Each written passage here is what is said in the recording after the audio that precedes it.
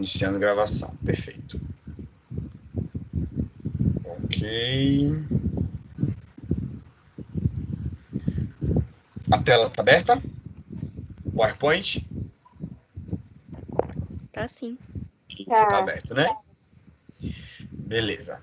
Então, hoje a gente vai ter a nossa primeira aula, né? Que é a aula sobre avaliação inicial do paciente que será submetido à cirurgia. Essa aula está sendo dada dentro da disciplina de diagnóstico oral pré-clínico para a turma do quarto semestre de odontologia da UNEF, tá bom? Como eu vou deixar a aula gravada, ela está sendo gravada, se começar a travar um pouquinho, vocês me avisam, que aí eu fecho o vídeo, fica só o áudio com o PowerPoint e aí para de travar, tá? Às vezes o sinal da internet não é tão bom e aí ele começa a travar. Vocês me sinalizam. Se vocês tiverem dúvida, eu vou pedir para vocês jogarem as dúvidas no chatzinho e aí quando eu acabar a aula, eu vou passando todas as dúvidas uma por uma, tá bom? Só para fazer uma apresentação rápida, eu acho que eu não sei se eu me apresentei para todo mundo. Eu fui formado pela UFES, né, em 2010, depois fiz residência em cirurgia, bucomaxilofacial pela Escola Baiana e Roberto Santos, 3 anos de residência, né, e depois eu fiz o mestrado em implantodontia lá na Universidade de Santo Amaro, em São Paulo, tá bom?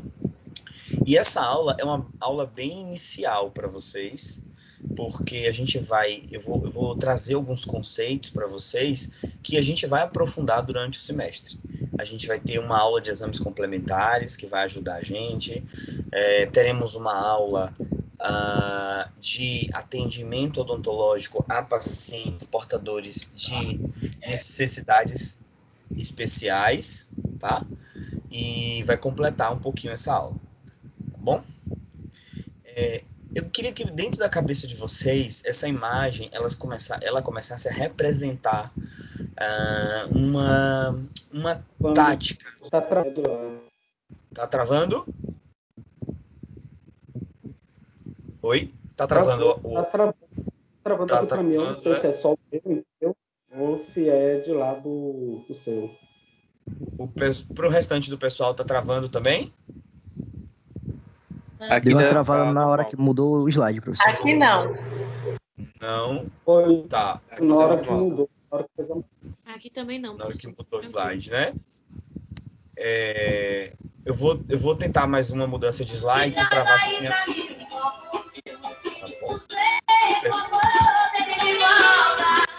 Tá bom. Isso. Obrigado.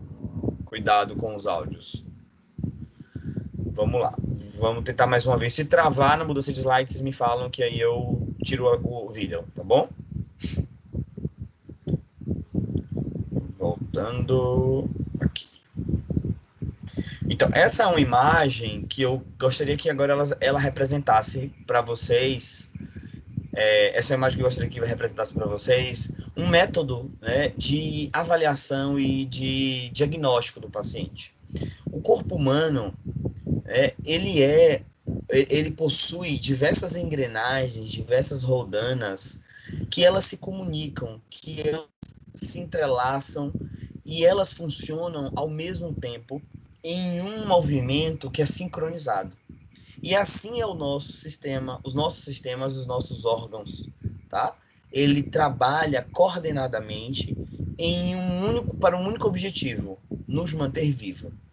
E quando alguma coisa está em desordem, essa grande maquinária, essa grande engrenagem, ela para de funcionar ou ela funciona com estalos, com dificuldade, com ruídos, né? Ou ela para realmente. E transfiram isso para o organismo. Eu preciso que isso tudo esteja lubrificado, polido, funcionando bem, rodando bem, para que a gente tenha um bom funcionamento do organismo. Se vocês pensarem dessa forma, todas as vezes que vocês avaliarem um paciente, vocês vão identificar que cada informação sobre a saúde dele faz sentido, importa, é necessário. né? E assim, isso traz repercussões direta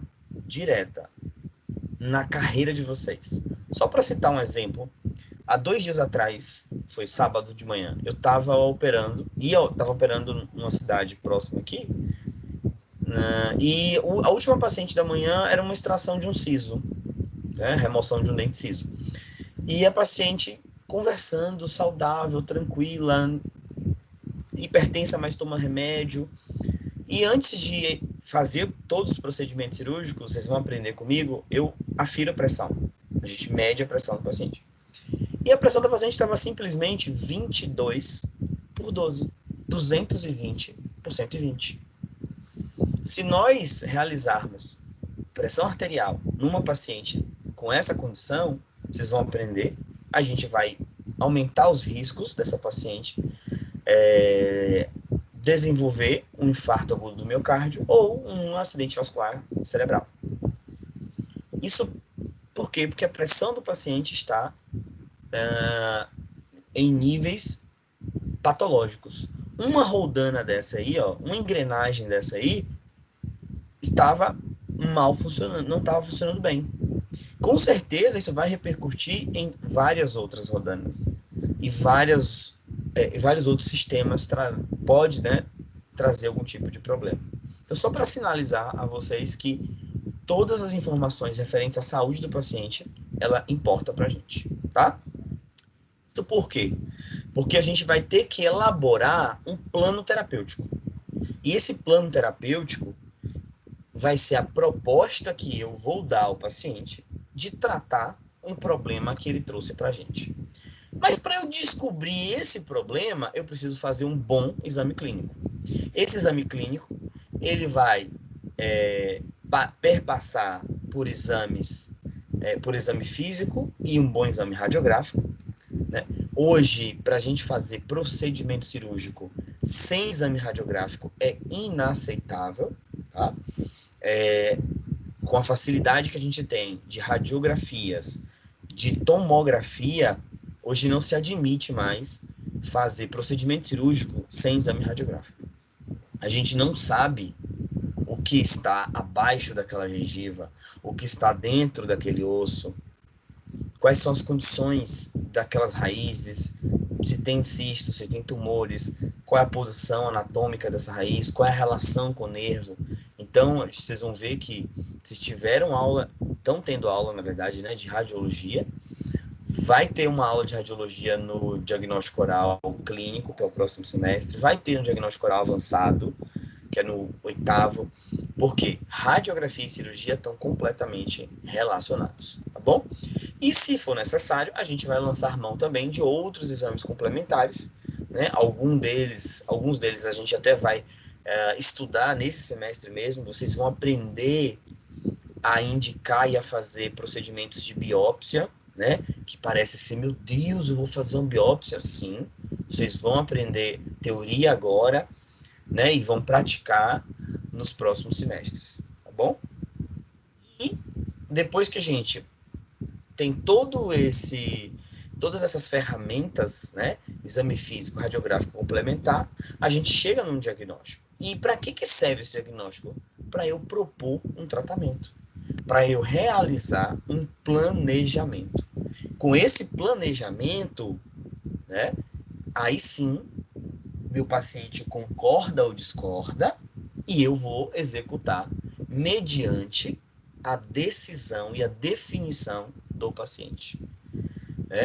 Hoje não mais a gente define o que vai ser feito. A gente apresenta propostas e o paciente aceita ou não a nossa proposta, tá bom?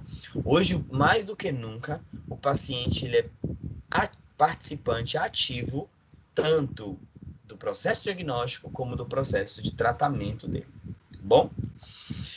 E aí, né, com esse exame clínico anamnésico, eu vou ter indicações e contraindicações. É importantíssimo, gente, saber indicar. Mas também é muito importante saber contraindicar. É incrível isso, que eu trago isso para minha realidade. Eu vou sempre estar trazendo realidades de vivências minhas, tá? Porque eu acho que é bacana para vocês, porque quando vocês estiverem em uma outra situação, acho que vocês vão lembrar de algumas frases, de alguns casos que eu vou contar para vocês, e isso vai empoderar vocês para vocês dizerem não, isso aqui não está indicado. É incrível como tem um monte de paciente que chega querendo fazer redução de base alar, né? Que é a conhecida dialectomia, que esse procedimento não existe. Alectomia não existe em nenhum livro, tá? O nome é redução de base alar, ou, né, redução de asa de nariz. Chega um monte de gente para poder fazer isso, e eu digo, não, isso aqui não está indicado. Esse nariz não tem que fazer uma alectomia, tem que fazer, né, uma correção de ponta, tem que melhorar a região de columela. Acontece muito também extração, o paciente chega e fala assim, doutor, eu quero tirar esse dente, mas eu falei, peraí, esse dente não é para ser removido, o dente está bom, ele tem condições de permanecer aí. O que a gente vai fazer? Canal, pino e coroa. Ah, mas eu não quero fazer canal, mas não está indicado a extração, tá? Então, não indicar também é importante. E eu digo para vocês, gente, é isso que me dá tranquilidade para deitar todos os dias, minha cabecinha no travesseiro e falar, fiz o que eu achava melhor para o paciente, certo? Sem me deixar corromper pelas questões de marketing, de finança, de promoção pessoal. Bom? E aí, ó, várias etapas dessa semiotécnica, que a gente vai falar um pouquinho hoje aqui, várias etapas são necessárias. Eu preciso saber o que é a história da doença atual, eu preciso saber a história médica, eu preciso fazer revisão de sistemas, história familiar social e o exame físico, tá bom? Vamos lá passar por cada um desses tópicos que eu falei para vocês. É engraçado que vocês confundem muito. Quando vocês chegam no diagnóstico oral, né? Eu vou falar de diagnóstico oral 2, gente, me perdoem, porque assim, já tem 2 anos que a gente fala de diagnóstico oral 1, 2 e 3, e mudou, né? Só que essa mudança não é tão fácil da gente absorver ela, tá? E fica até mais fácil também falar para vocês 1, 2 e 3. Na cabeça de vocês, eu acredito que se torne até mais, digamos assim, mais fácil de vocês compreenderem, tá? Então vamos lá. Vocês chegam no diagnóstico oral 2 e vocês esquecem dessa aula que eu estou dando hoje para vocês. Mas eu vou lembrar, tá?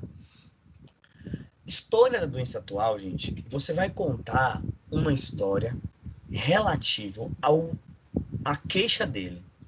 Ele chega para você e diz, gente, doutor, eu tô com esse dente aqui, quebrou. Ok. E aí você vai perguntar, que dente é? Qual é a localização? Quanto tempo quebrou? Quebrou por quê? Tinha canal feito? Tinha restauração? Você já fez algum procedimento? Tinha provisório? Você vai entender toda a história da queixa dele, da doença que ele trouxe para você. Que não tem nada, na maioria das vezes, não tem nada a ver com a história médica dele.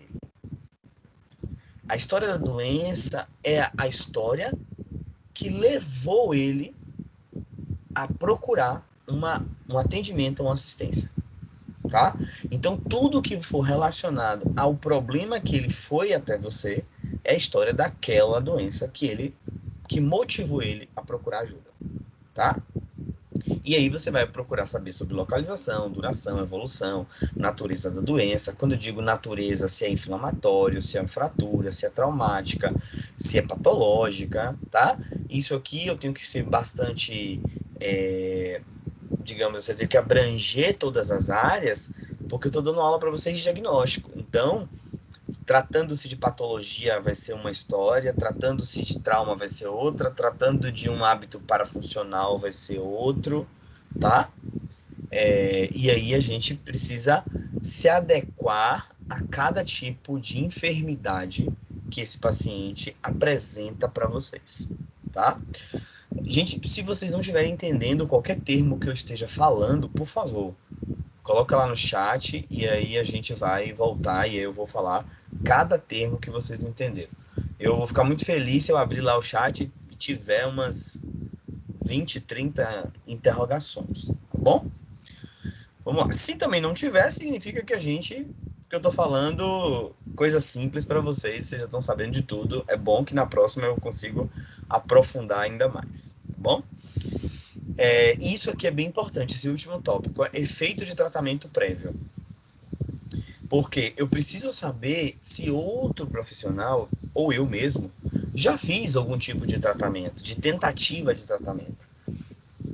Vocês vão ver que algumas vezes na nossa área, a gente tenta alguns tipos de tratamento, né? E nem sempre a gente consegue o resultado esperado pelo tratamento. E é importante o colega ou você saber que já foi tentado fazer canal naquele dente, já fez o tratamento endodôntico 1, 2 vezes e não está dando certo. Então eu não vou tentar mais uma terceira, ou quarta, ou quinta vez, tá bom? Então efeito de tratamento prévio é bastante importante. História médica, que vocês confundem muito, médica com doença atual. Médica, gente, é a história sistêmica do paciente. É a história de saúde dele, tá? E aí, ó, a gente tem que investigar alergias a medicamentos, a comidas, a substâncias, a objetos, tá? Todas as possíveis doenças que ele pode ter tido durante a vida, medicamentos. Isso aqui, ó, tá bem atrelado. É muito engraçado.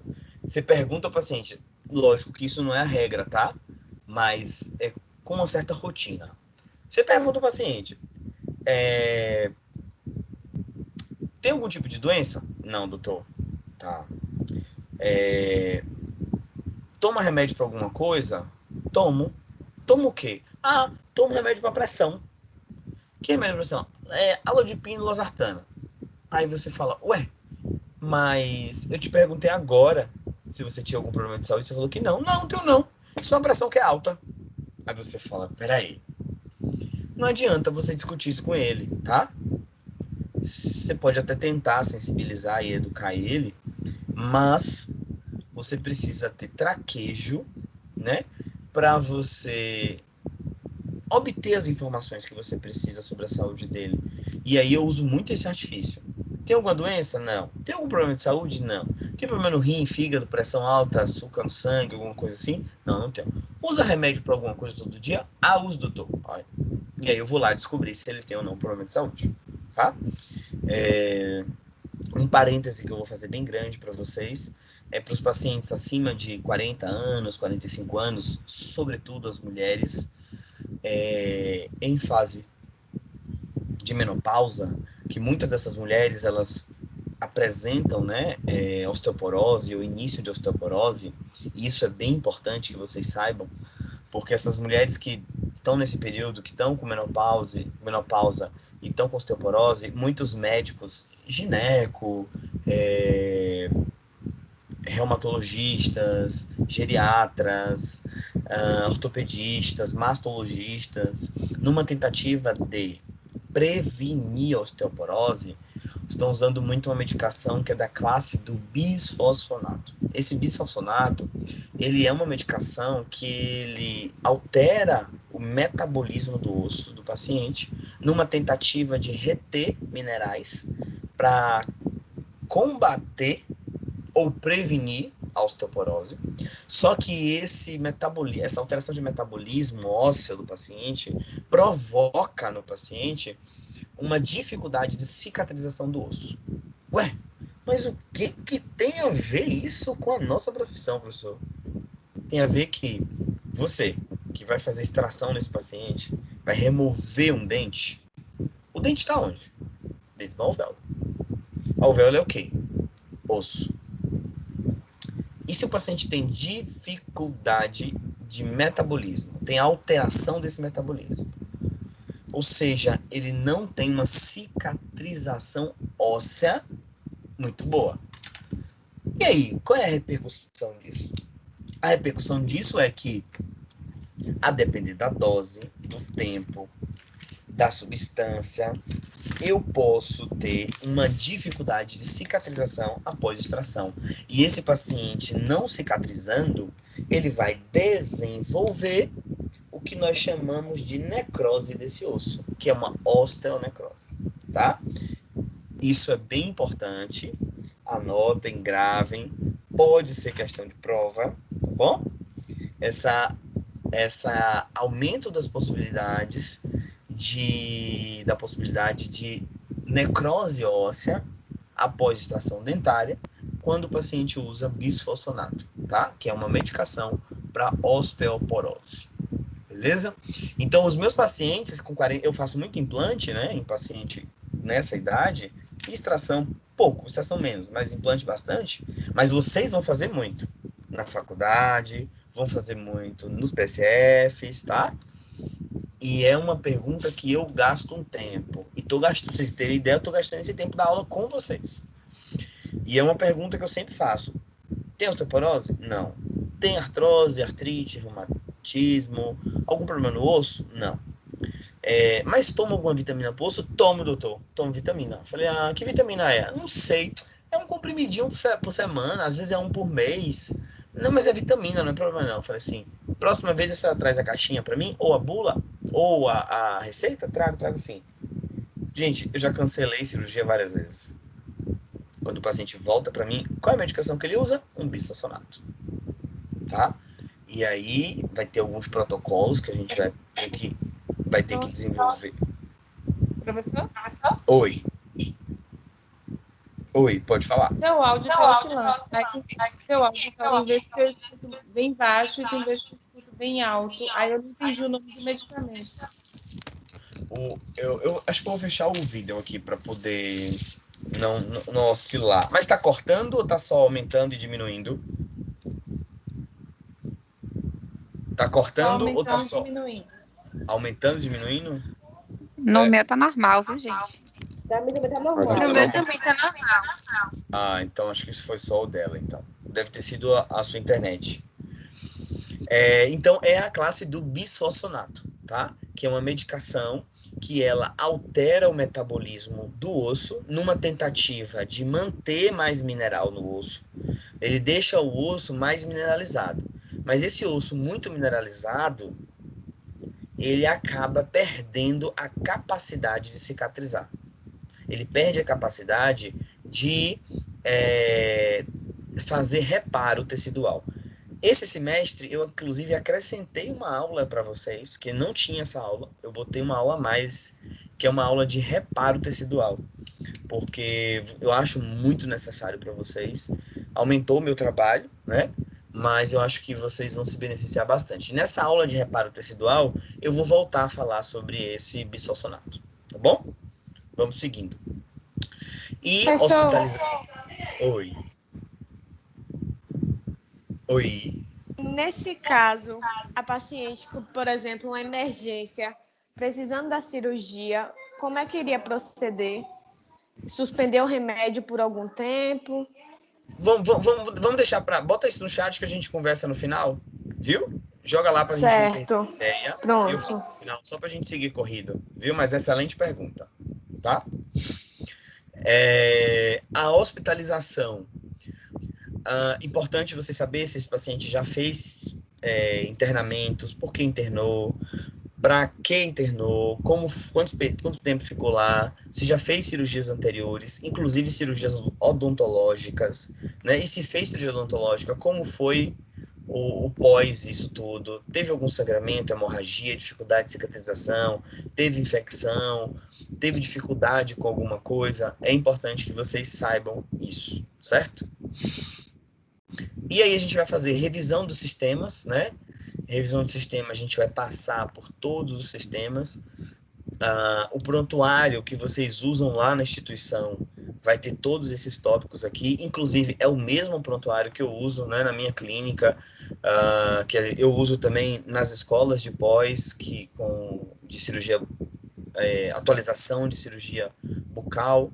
Os outros professores também usam. Para vocês terem ideia que o que a gente propõe para vocês é o que a gente faz no nosso dia a dia. Bom?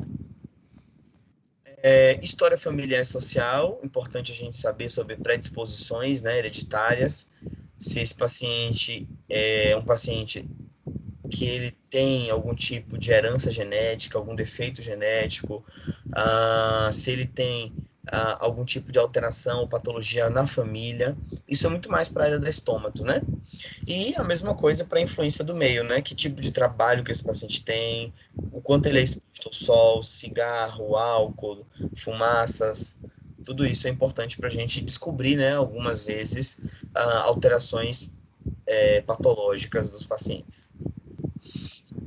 Indo para o exame físico, né? Que a gente pode também chamar de somatoscopia, a gente sai agora do que o paciente fala para a gente, tá? Enquanto a gente estava ali em história da doença, a gente estava em história médica, queixa principal, revisão de sistemas, tudo é o que o paciente relata para você, tá? Isso é a ação de ouvir e a ação de enxergar. Agora, indo para o exame físico, não mais é o que o paciente só fala, é o que você identifica no seu exame. Quais são os recursos que eu tenho para fazer esses exames? A inspeção, a palpação, né? A percussão e a auscultação. Inspeção, ver. Palpação, palpar, pegar. Percussão, ouvir barulhos de batidas, né? De toques, de traumas. Isso a dentística faz bastante. A gente da cirurgia faz até um pouco também. E a auscultação, né? A gente usa muito a auscultação para avaliação da ATM.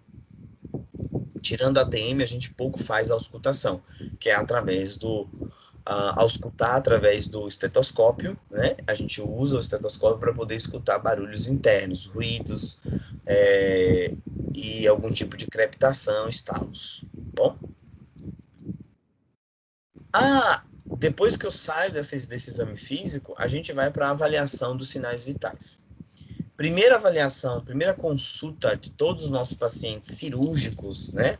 Lá na faculdade, e isso eu também extrapolo para a vivência, minha vivência clínica, a gente faz nessa primeira avaliação todos esses 4 parâmetros. Frequência cardíaca, que o normal é de 60 a 100 BPMs, né? Batimentos por minutos, BPM, tá? Que eu posso ver isso através da avaliação do pulso do paciente.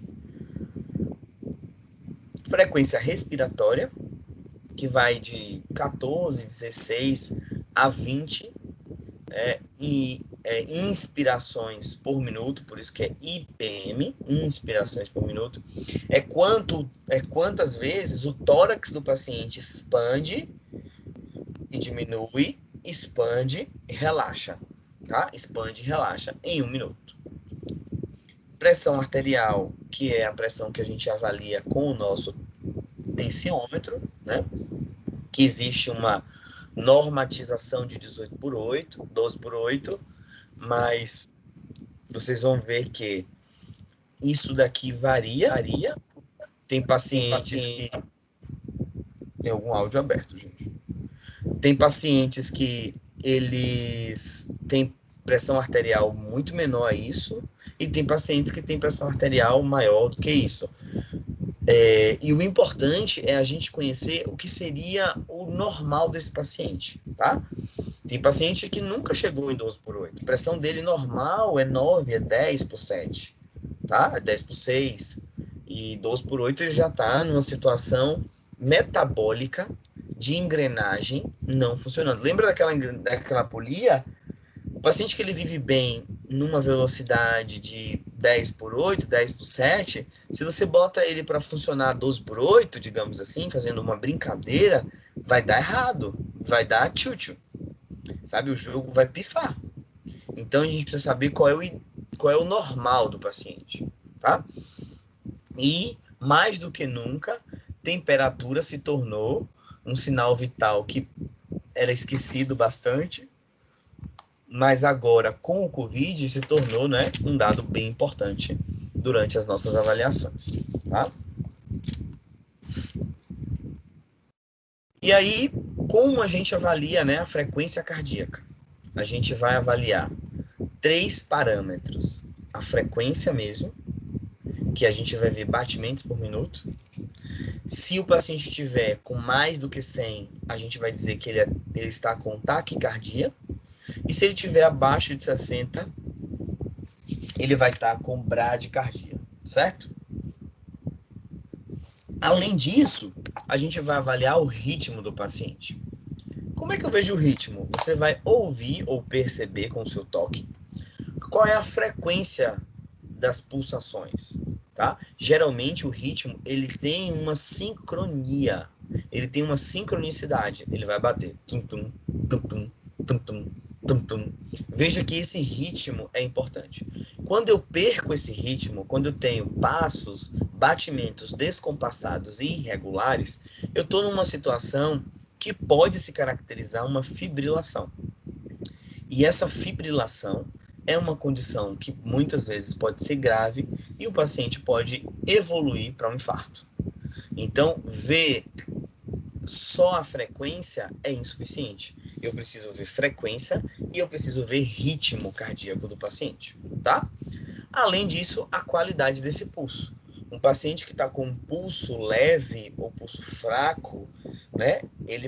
Isso pode ser significado de que o paciente está com um menor trabalho cardíaco, um menor trabalho cardiovascular. E se ele estiver muito forte, ele pode estar com uma sobrecarga do trabalho cardíaco, ok? Então, essas informações, além da frequência, é importante que a gente saiba. Para a gente avaliar pulso, né? A gente geralmente usa o dedo indicador e o médio, né? Dificilmente a gente vai usar polegar, porque no polegar a gente tem uma artéria no nosso polegar que ela é um pouco mais calibrosa e que ela pode provocar a sensação na pessoa que está avaliando, a gente pode ter a sensação de que o pulso do paciente é aquele, e na verdade é o nosso pulso que a gente está identificando. Então o importante, melhor, né? Não importante, o melhor, o mais indicado é usar indicador e médio, tá bom? E aqui vocês estão vendo um exemplo da pessoa avaliando o pulso radial, tá certo? Além do pulso radial, eu posso avaliar também o braquial, que fica na fossa cubital do paciente, né? Que é essa fossa aqui na região, na parte interna do cotovelo, né? Na parte ventral do cotovelo, certo? Que é onde a gente geralmente toca, palpa, para a gente medir a pressão arterial do paciente. Mas isso aqui, não se preocupem que a gente vai ter uma prática disso aqui, para a gente poder calibrar e treinar vocês, tá bom? Além desse pulso, a gente vai avaliar o pulso, pode avaliar o pulso carotídeo, tá? Que é outro pulso também importante da gente saber. Em situações de urgência e emergência, às vezes o pulso do paciente está muito fraco, a gente não consegue ver pulsos periféricos mais finos, e aí a gente precisa de pulsos mais calibrosos, mais fortes. E aí o carotídeo acaba sendo uma excelente opção, tá? Pressão arterial, a gente tem uma ideia errada de que a gente está avaliando pressão arterial. Esses instrumentos todos que vocês estão vendo aí não são para avaliar pressão. Na verdade, eles avaliam a tensão arterial, tá? Porque a pressão é a pressão que que o sangue exerce nas paredes do vaso. Isso é a pressão arterial. E isso a gente só tem como medir se a gente botar um catéter dentro da artéria do paciente, tá? Então, a gente não avalia pressão arterial. Na verdade, a gente avalia a tensão arterial. O que é a tensão? É a força contrária à pressão. Que força é essa? Uma força desenvolvida pelas paredes do vaso. Contra quem? Contra o sangue. O sangue exerce pressão sobre as paredes do vaso e a parede do vaso exerce uma tensão para o sangue. Uma de valor igual à outra, porém em sentidos contrários, módulos diferentes, tá bom? Mas como a gente avalia a tensão, a gente muda só o mais para o menos, digamos assim, né? O negativo e o positivo, e o valor é o mesmo. Por isso que popularmente as pessoas falam, mediu sua pressão. Na verdade, não mediu a pressão, mediu a tensão, transferiu esse valor, que ao contrário é o valor da pressão. Ok? Aqui vocês têm 3 exemplos de aparelhos de pressão, ou aparelhos de aferição de tensão, tá? A gente tem o digital, mas com manguito, tá? Aí a gente tem o totalmente analógico e a gente tem o totalmente digital da região de punho. O melhor de todos, o mais sensível, o mais preciso, o totalmente analógico. Depois, né, o que é o do meio. Depois o da esquerda e o por último é esse aqui de pulso, tá? Mas eu vou ser sincero para vocês. Eu gosto dos três, tenho os três e uso de formas diferentes os três, tá? E aí vamos para a parte da aula que é a parte, digamos, mais densa, né? E que eu preciso de maior atenção de vocês, porque isso daqui foge um pouquinho do que vocês já viram em outras disciplinas. Eu acho que tudo que eu passei até agora, vocês meio que um pouco já viram isso, né? E eu acho que a partir de agora que vai ser um assunto um pouco novo. Alguém abriu um microfone, aí eu tô ouvindo 2 vezes, eu tô tendo retorno aqui do meu fone. Se puderem desligar, valeu, obrigado. Então agora a gente vai falar um pouquinho sobre asa. A partir de agora, tem um microfone aberto. É o Hugo. Oi, do microfone aí, velho. Hello. Valeu, obrigado. A partir de agora, vocês vão usar muito essa nomenclatura asa, tá? Por que asa? Porque é uma nomenclatura, uma padronização estabelecida e preconizada pela American Society of Anesthesiology, que é a Associação Americana de Anestesiologia. É uma classificação que ela é usada no mundo, tá? Pela classe médica de forma geral. Quando eu falo classe médica, envolve todas as áreas de saúde, tá? Envolve dentistas, médicos, farmacêuticos, enfermeiros, terapeutas, todos, fono, físio, todo mundo. Para que serve essa nomenclatura ou essa classificação do estado físico do paciente? Para classificar como está a saúde do paciente naquele momento, tá? Pensem que é um estado físico momentâneo. Quem é asa 1, quem é asa 2, é asa 2 hoje. Amanhã pode ser asa 3, depois de amanhã pode ser asa 4, e depois de amanhã pode voltar a ser asa 1, tá certo? É uma avaliação momentânea. E como é que dividiram, né, essa classificação da Associação Americana de Anestesiologia? A asa 1 é aquele paciente que tem saúde normal, tá? Dentro desse normal, vocês vão perceber que tem algumas condições que eu acho que são normais, mas o paciente não é asa 1. Ele tem alguma alteração de normalidade. Asa 2 é aquele paciente que tem uma doença sistêmica leve ou controlada. Isso aqui é a tradução ao pé da letra da Sociedade Americana. Porém, eu gostaria de complementar que o asa 2 é aquele paciente que tem uma alteração de normalidade e ou uma doença sistêmica leve ou controlada. Porque a gente vai ver que existem exemplos que o paciente ele é saudável, ele é normal, mas ele tem uma alteração na sua saúde. Exemplo para vocês entenderem isso.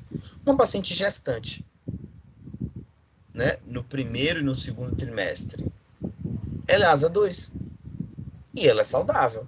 Ela apenas está gestante, tá? Um paciente alérgico é um paciente que é saudável. Um paciente que teve asma é um paciente saudável, mas ele tem uma asma, ele tem uma doença sistêmica leve ou controlada, certo? Eu vou passar cada tópico desses com vocês e vou, inclusive, sinalizar quais são as alterações no nosso atendimento odontológico para cada tipo de grupo desse aqui. O que no asa 1 eu tenho que tomar como cuidado? Quais são os cuidados do asa 2, do asa 3, do asa 4, do asa 5, tá certo?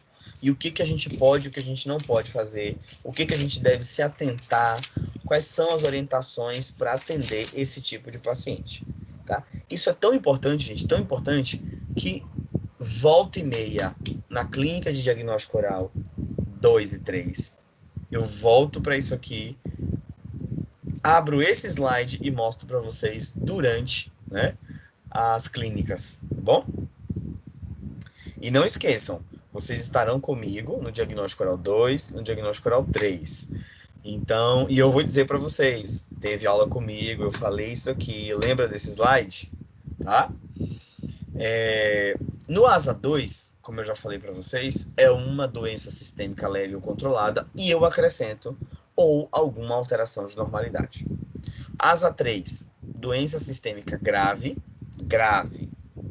não controlada, limitante, mas não incapacitante. E aí eu acrescento alteração de normalidade, limitante, mas não incapacitante. Além da doença grave, eu coloco alteração de normalidade, tá? Doença sistêmica grave, que é uma ameaça à vida, asa 4. Paciente terminal, asa 5. E asa 6 é aquele paciente já com morte cefálica constatada, que apenas está mantido vivo, ou por ordem judicial, ou por desejo familiar, ou por questões de doação de órgão, tá? E aí a gente vai agora passar por cada um deles. O paciente saudável, normal, vai ser aquele paciente que a gente vai seguir os protocolos convencionais que a gente usa para todo mundo, tá? Sem nenhum tipo de, digamos, de alteração, tá bom? O paciente asa 2 já começa a ter alterações que a gente precisa identificar. E aí eu vou colocar para vocês. Qual é o paciente asa 2? Quais são esses pacientes? Quais são esses exemplos de paciente asa 2? Paciente com ansiedade, muita ansiedade, e histórico de desmaio, mal-estar, cefaleia, durante atendimento odontológico. É aquele paciente que ele não tem uma doença física, mas ele tem uma doença psiquiátrica, emocional, psicológica, e que deve ser levado em consideração. Não existe paciente com frescura, sabe, com piti. Existe uma alteração psicológica que não deve ser desdenhada ou menosprezada e que deve ser levada em consideração, tá? Algumas vezes, inclusive, eu peço diagnóstico e eu peço assistência ao psiquiatra ou ao psicólogo para os pacientes. Porque se esse paciente tem uma ansiedade ou um grau de alteração de humor quando vai ao dentista, isso precisa ser identificado. E esse paciente ele é caracterizado como asa 2, tá? Paciente com mais de 65 anos, veja, só porque a pessoa tem mais de 65 anos ela não é saudável, ela pode ser saudável, mas ela tem uma condição que altera a normalidade. Os pacientes com mais de 60 anos, eles têm, né, uma alteração de metabolismo considerável e que eu preciso levar em consideração esses pacientes, porque com certeza isso modifica todo o metabolismo dele, todo o funcionamento daquela engrenagem que eu falei para vocês, tá? Obesidade moderada, os 2 primeiros trimestres de gestação, tá? Hipertensão arterial sistêmica, RAIS, né? A partir de agora vocês não vão mais me perguntar o que é RAIS, vocês já sabem o que é RAIS.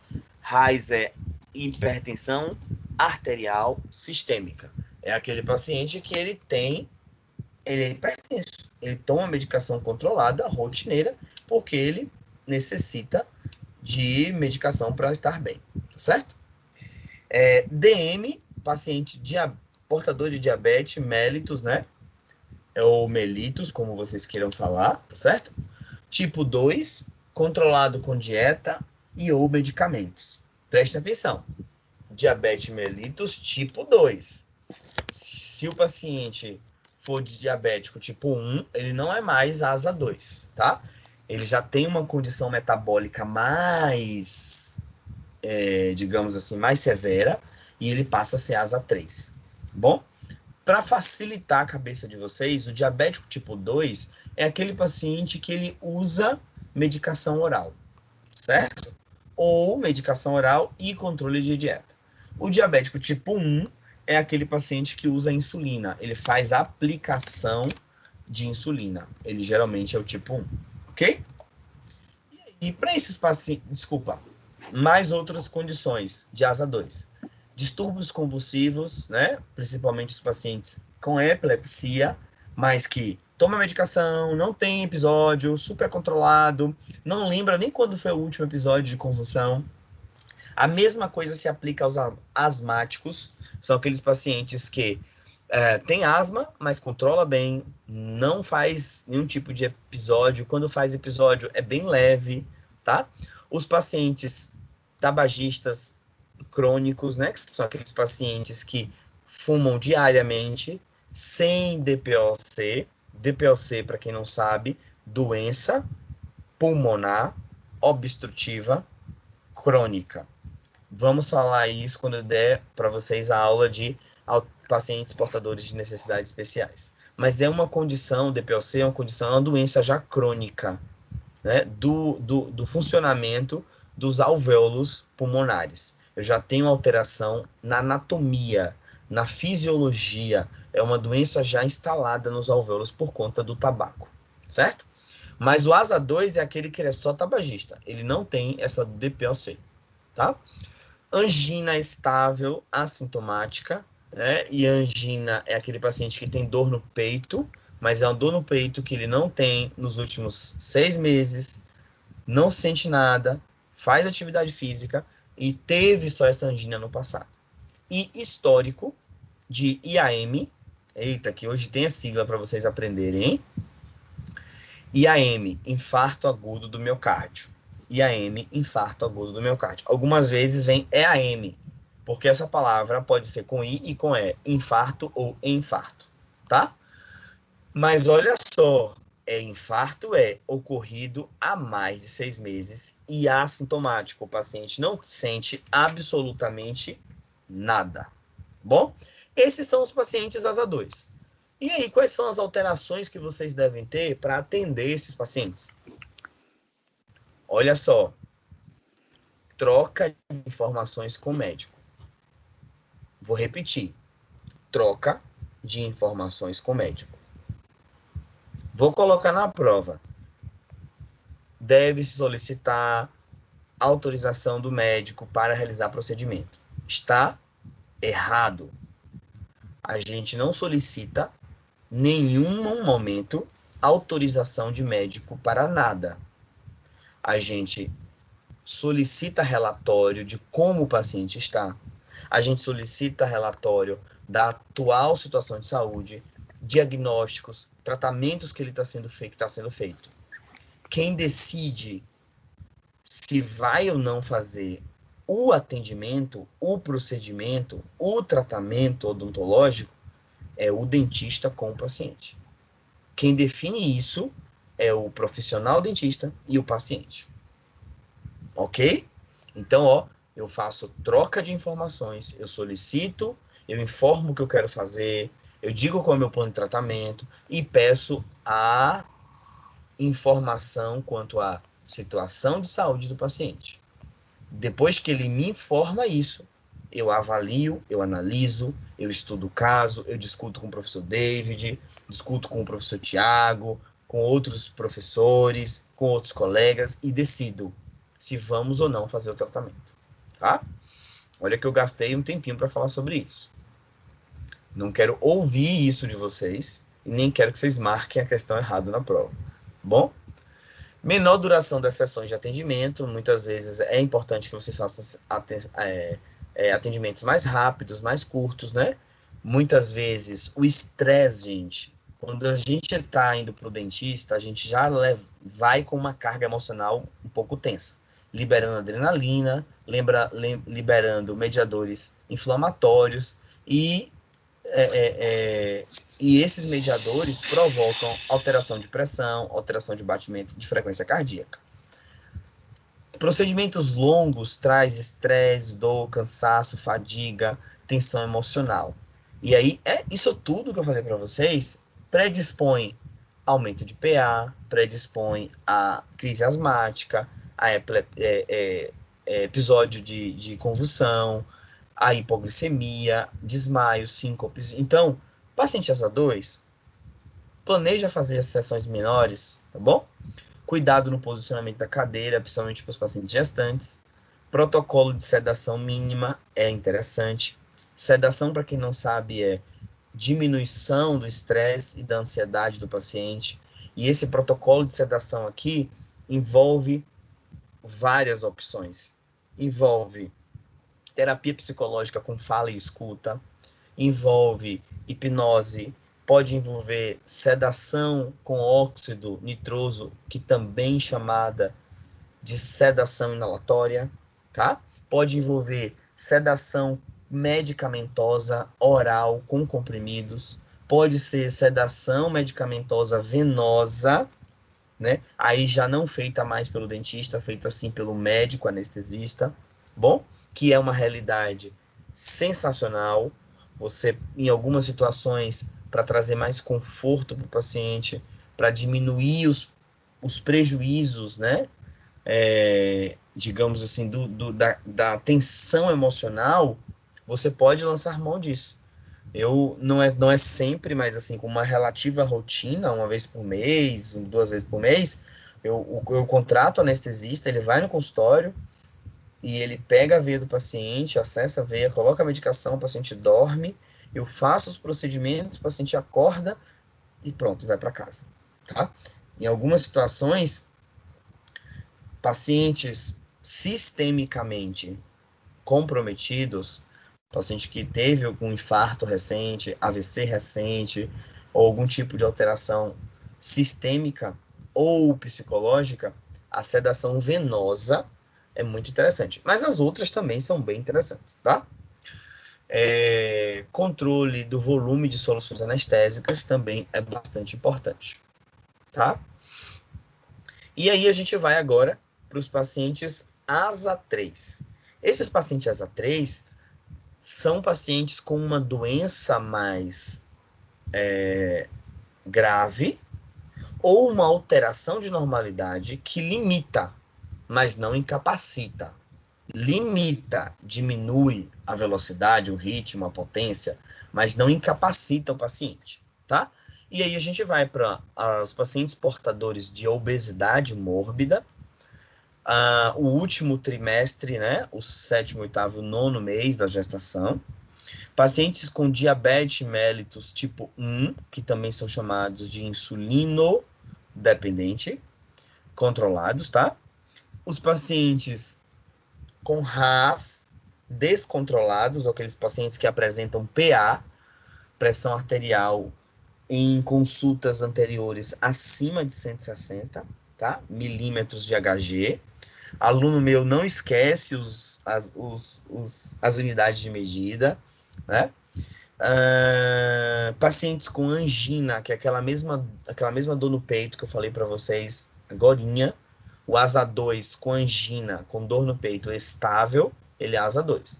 O paciente que ele tem angina estável, ou seja, quando ele bate uma bolinha, quando ele arruma a casa, quando ele caminha no sol, ele tem uma certa dificuldade de respirar, ou uma dor leve no peito, ou seja, é um paciente que tem uma angina que com relativa frequência ela aparece, tá? Então, é um paciente com angina instável. É um paciente ASA 3. Essa angina, gente, é manifestação, é repercussão de alguma alteração sistêmica. Provavelmente cardiovascular. Certo? O paciente DPOC, que eu falei agora há pouco, tá? Com esforço físico, que é aquela doença pulmonar. Episódios frequentes de convulsão, né? Provavelmente um paciente com epilepsia não controlada pela medicação, pacientes em quimioterapia e infarto agudo do miocárdio há mais de 6 meses, porém com sintomas. Apesar de ser 6 meses, ele tem sintomas.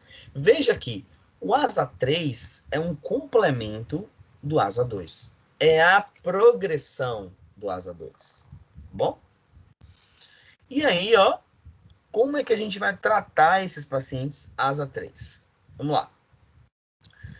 Esse paciente ASA 3 já não é um paciente que eu recomendo você apenas trocar informações com o médico.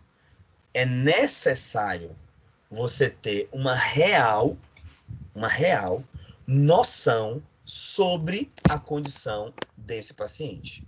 É um paciente que eu digo para vocês precisam saber como está esse paciente, tá? Não basta apenas ter ideia. Então, você vai pedir exames feitos recentemente, relatório do médico, relatório dos médicos. Às vezes, esse paciente ele é assistido ou é acompanhado por mais de uma equipe, tá? E vocês precisam ter noção de tudo isso. O tratamento odontológico eletivo não está contraindicado. Só fazendo um parêntese, existe 2 tipos de tratamento, né? Odontológico. Existe aquele que a gente chama de eletivo e existe aquele que a gente chama de urgência ou emergência, tá bom? O eletivo é aquele que ele não tem urgência, aquele procedimento que eu posso fazer agora, posso fazer daqui a 1 mês, daqui a 2 meses, tá bom?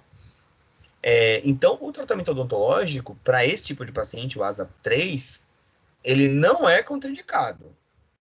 Embora esse paciente, ele represente um risco durante o atendimento, tá? E aí você vai botar numa balança se vale a pena correr esse risco ou se não é melhor compensar essa condição que ele apresenta para depois fazer o tratamento odontológico. Bom? E aí é interessante você pensar para esse paciente protocolo de redução de ansiedade, né? Ou protocolo de sedação, como eu havia falado no paciente ASA 2. Tá bom? E esse é um paciente que geralmente exige, sim, algumas alterações, algumas modificações no plano de tratamento desse paciente, tá? E aí, indo para o paciente ASA 4, é aquele paciente que tem angina instável, com dor no peito, né, com falta de ar, mesmo em repouso, gente. É aquele paciente que ele está assistindo filme e ele começa a ter dificuldade de respirar, dor no peito, limitação na respiração, sensação de mal-estar.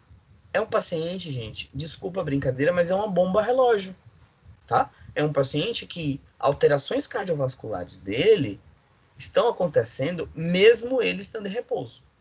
Então eu pergunto para vocês, é um paciente que é para eu fazer procedimento odontológico letivo? Não. É um paciente que apresenta uma doença sistêmica grave que é uma ameaça à vida, tá? Outros exemplos. Angina empeora, mesmo em uso de medicações. Histórico, né, de IAM ou AVC, ou seja, infarto ou derrame nos últimos 6 meses, tá? Ou seja, é um paciente que ele apresenta uma doença sistêmica grave, que a qualquer momento ele pode ter repetição, ele pode ter recorrência desse episódio e pode ir a óbito. Paciente com pressão arterial acima de 20 por 100, ou 20 por 10, ou 200 por 100. Por exemplo, a minha paciente que eu relatei para vocês no começo da aula, que ela estava conversando bem, ela foi fazer uma extração e ela estava com pressão de 220 por 120. Ela estava com pressão de 22 por 12. E eu falei, nós não vamos fazer procedimento. Ela, tranquilo, então tá bom. Até tem umas coisas para resolver em casa, eu vou para casa resolver. Eu falei, não. A senhora não vai para casa, não. A senhora vai para uma policlínica, para uma UPA, para um hospital. A senhora precisa fazer medicações agora para poder baixar a pressão da senhora, depois procurar um cardiologista e identificar porque essa pressão da senhora está nesse tamanho, nesse valor. Porque essa situação que a senhora tem, naquele momento, gente, ela era uma paciente ASA 4. Porque ela tinha uma condição, uma pressão arterial que era uma pressão que poderia levar a esses 2 episódios aqui que eu falei para vocês. Um infarto ou um derrame. Tá bom? E aí eu documentei isso no prontuário, né? Botei ela para assinar, entreguei relatório, encaminhamento e falei, a senhora precisa ir para o hospital. Bom, pacientes que necessitam de suplementação de oxigênio, pacientes que não conseguem respirar bem, tá? E aí, para esses pacientes, o que nós temos que fazer? Procedimentos seletivos devem ser postergados até que a condição médica do paciente permita enquadrá-lo numa categoria de ASA 3, tá? As urgências odontológicas, como dor e infecção, né, abscessos, devem ser tratadas da maneira mais conservadora possível, tá bom? E quando houver indicação, sem dúvidas, né, de pulpectomia ou exodontia, que são remoção de polpa ou remoção de dente, porque existe uma dor, porque existe uma infecção, porque existe um processo patológico, porque mesmo o paciente ele sendo asa 4, ele pode ter uma pulpite, uma inflamação de polpa muito, muito, muito grave. E aí eu preciso fazer ou remoção dessa polpa ou exodontia desse dente, tá? Eu não posso deixar esse paciente com dor, mesmo ele sendo asa 4. E aí a recomendação qual é? Encaminha esse paciente para o hospital, faz esse procedimento de pulpectomia ou exodontia com o paciente internado, assistido por médico, anestesista, cardiologista, intensivista, algum tipo de médico que faça a avaliação e controle dos sistemas desse paciente, tá? E aí é interessante que você acompanhe esse paciente desde o internamento até a alta dele. Ah, professor, mas eu não sou bucomaxilo, eu posso internar paciente? Pode sim. O dentista pode internar paciente. Hoje, com a odontologia hospitalar, a gente tem visto, né, ascensão muito da odontologia hospitalar, e é uma área que é indispensável para o tratamento correto dos pacientes que têm alterações sistêmicas. Bom? E aí, a gente vai para o paciente asa 5, que é aquele paciente terminal, e asa 6, que é o paciente com morte cerebral. O paciente asa 5, né, que é o paciente terminal, que pode ser aquele paciente que ele está com metástase de doenças neoplásicas, né, de cânceres, pode ser um paciente portador de doença AIDS em fase terminal, paciente portador de uma hepatite já muito avançada, paciente com falência de rins e fígado, paciente com uma doença cardiovascular já muito avançada, com perda de alguns órgãos. E aí, nenhum tratamento odontológico, né, é recomendado para esse paciente, a não ser conforto, tá bom? E o paciente asa 6, que é o paciente já com morte cerebral mesmo identificada, também nenhum tratamento odontológico é recomendado para esses pacientes que eu falei para vocês. Levando em consideração que se o paciente asa 5, ele está sofrendo, mesmo ele estando na fase terminal, ele está sofrendo por algum tipo de desconforto e dor em cavidade oral, você, enquanto dentista, tem sim que fazer a avaliação, identificar os problemas, levantar, né, se vale a pena para ele que fazer o procedimento. E se a família julgar que vale a pena, que eles desejam, né, que o procedimento seja feito, você, enquanto dentista, pode sim fazer o procedimento. Ao mesmo tempo que você também pode se negar e indicar indicar um outro profissional para fazer essa avaliação e esse tratamento do paciente, tá? E aí, ó, para vocês, uma pesquinha para vocês, né? Quem quiser já faz uma foto, já guarda. Quando vocês forem solicitar exames para o paciente, tá? Nós, enquanto dentistas, podemos e devemos solicitar qualquer tipo de exame. Olha o que eu estou falando para vocês.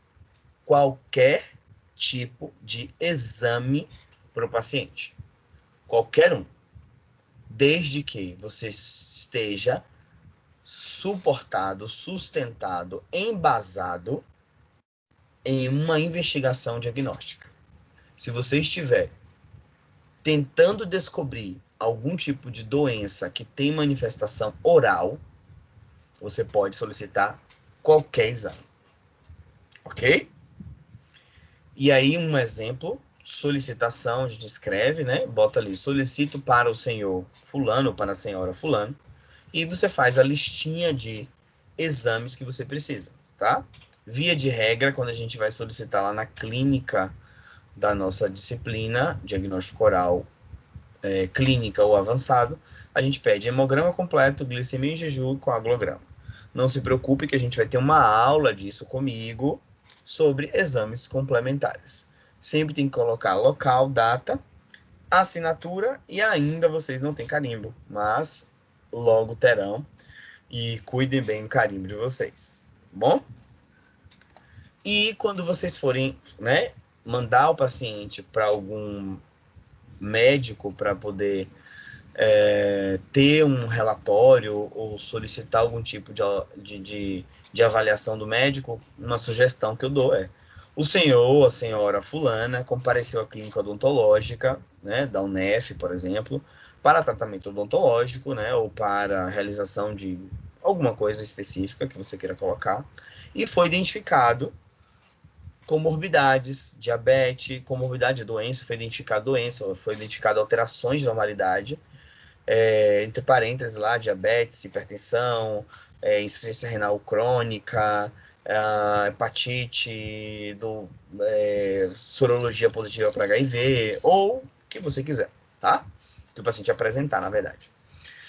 Comorbidade tal, alterações em exames, né? Se você identificou as alterações no exame do paciente, e o uso de tais e tais e tais, tais medicações. Bom, solicito relatório médico, ou seja, solicito seu informe, com a evolução da doença e estado de saúde atual, certo? Veja que eu não pedi autorização, não pedi supervisão, não pedi absolutamente nada.